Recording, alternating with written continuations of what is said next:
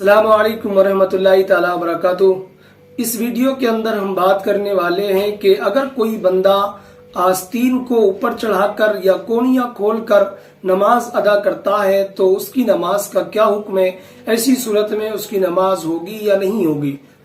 तो याद रखें कि बिला मजबूरी आस्तीनों को ऊपर चढ़ाकर या कोनियों को खोलकर नमाज अदा करना ये मकरूह है, और जो बंदा ऐसी हालत में नमाज अदा करता है तो उसके लिए लाजिम है, उस पर जरूरी है कि वह अपनी नमाज को लौटाए।